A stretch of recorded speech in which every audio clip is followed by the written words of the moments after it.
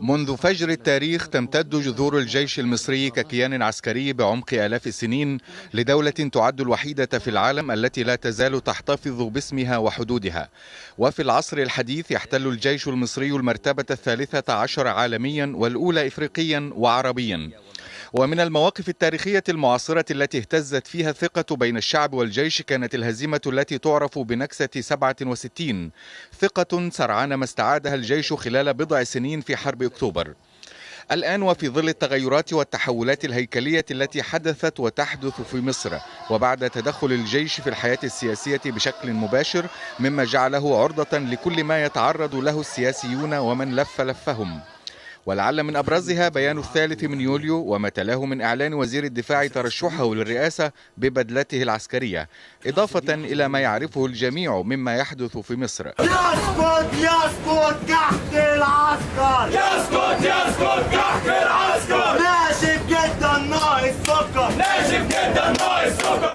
بدأت تظهر علامات انتقاد تصل أحيانا لحد السخرية من بعض الممارسات، والتي يعد آخرها كما يرى البعض وتنشره الصحف من إعلان بعض شركات ونواد تابعة للقوات المسلحة عن أسعار منتجاتها من الكعك وحلويات رمضان والأعياد، في وقت يكافح فيه نحو نصف المصريين لتوفير الغذاء الأساسي في ظل تقليص الدعم وسياسات التقشف.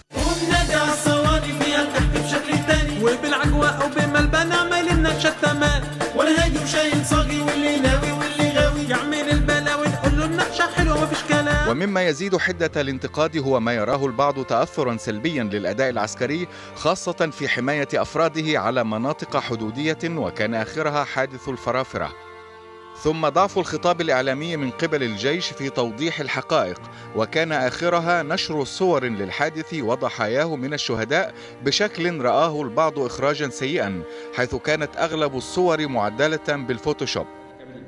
سبق ذلك تدخل القوات المسلحة فيما قد يرى البعض أنه ليس هدفها الأول المنوط بها، مثل الإعلان عن اكتشاف وعلاج سريع وفعال لأمراض يعجز العالم حتى الآن في علاجها، ثم العودة بعد ذلك لتأجيل العلاج شهورا أخرى بعد تأكيدات حازمة بأن الأمر صحيح. قبل ذلك لا ينسى البعض أشياء مثل كشوف العذرية وغيرها من الحوادث التي يرى مصريون أنها تترك أثرا سلبيا على الصورة شبه المقدسة للجيش في عيونهم كما يؤمن الجميع. فمن المسؤول عن الحالة التي دفعت بعضا من أبناء الشعب ليكون صورة سلبية عن هذا الجيش العظيم؟